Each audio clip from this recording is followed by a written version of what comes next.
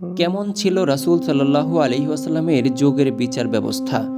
রাসূল সাল্লাল্লাহু আলাইহি ওয়াসাল্লামের দ্বারা সম্পাদিত কয়েকটি উল্লেখযোগ্য বিচার কাজ হল উরাইনা গোত্রের কতিপয় ব্যক্তির বিচার, জাকাতের উট লুট ও রাখাল হত্যার অপরাধে কোরআনের বিধান মতে তাদের হাত পা কেটে হত্যা করা হয়। গামেদি নারীর বিচার, ব্যভিচারের অপরাধে তাকে পাথর মেরে হত্যা করা হয়। মাখজুমি নারীর বিচার, চুরি করার অপরাধে কোরআনের বিধান মতে তার হাত কাটা হয়। সন্তান পিতা না মাতা কার সঙ্গে থাকবে এই বিষয়ক বিচার, সেখানে বুধসম্পন্ন সন্তানকে সঙ্গ নির্বাচনের অধিকার দেওয়া হয়। কতলে শিবহে আমাদ, বুল সাদৃশ্য হত্যা এর বিচার, তিনি 40 উট অর্থপণ নির্ধারণ করেন। ইসলাম পূর্ব যুগে আরবে একক কোনো শাসক বা রাষ্ট্র ব্যবস্থা ছিল না, ফলে আরব উপদ্বীপে কোনো বিচার ব্যবস্থাও তখন গড়ে ওঠেনি। গোত্রীয় শাসন কার্যকর ছিল, গোত্রপ্রধানরা ছিলেন তাদের নিয়ন্ত্রণ, পরিচালক ও বিচারক। মুসলিমরা প্রতিনিয়ত এমন সব বিষয়ের মুখোমুখি হচ্ছিল যে সম্পর্কে ইসলামের কোনো বিধান তাদের জানা ছিল না, বা সে সম্পর্কে আল্লাহ ও তার রাসূলের কোনো নির্দেশনা তাদের জানা ছিল না।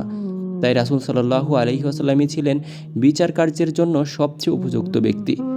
মদিনার ইসলামী সমাজের সাধারণ নিয়ম ছিল, সাহাবায়ে কেরাম যখন কোনো সমস্যা ও সংকটের মুখোমুখি হতেন, কোনো বিবাদ ও বিশৃঙ্খলার আশঙ্কা তৈরি হতো, তারা রাসূল সাল্লাল্লাহু আলাইহি ওয়াসাল্লামের কাছে যেতেন। তিনি ঐশী নির্দেশনা ও তার জ্ঞান প্রজ্ঞার আলোকে এর সমাধান করতেন। রাসূল সাল্লাল্লাহু আলাইহি ওয়াসাল্লামের বিচার কার্য বিশ্লেষণ করলে দুই রকমের বিচারিক কাজের সন্ধান পাওয়া যায়। এক, বিষয়টি সরাসরি মানুষের ঈমান ও ইসলামের সঙ্গে সম্পৃক্ত। এমন বিষয়ে মহানবী সাল্লাল্লাহু আলাইহি ওয়াসাল্লাম সাধারণত ওহীর অনুসরণ করতেন বা ওহীর জন্য অপেক্ষা করতেন।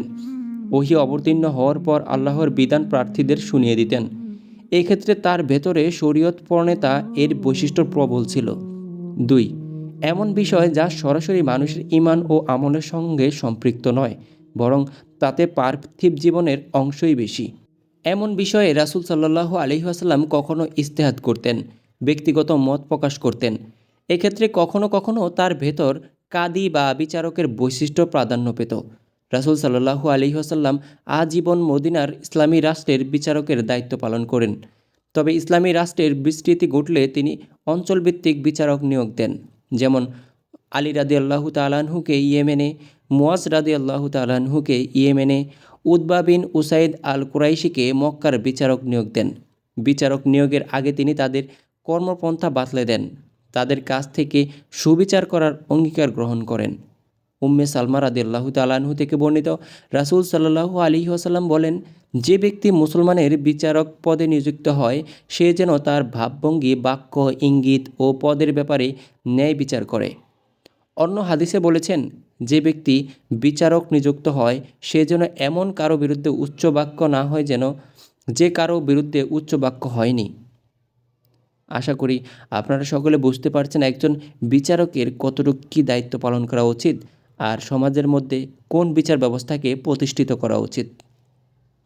আজকের ভিডিওটি এই পর্যন্তই। কেমন লেগেছে কমেন্ট বক্সে জানাবেন। সবাই ভালো থাকবেন, সুস্থ থাকবেন। আল্লাহ হাফেজ।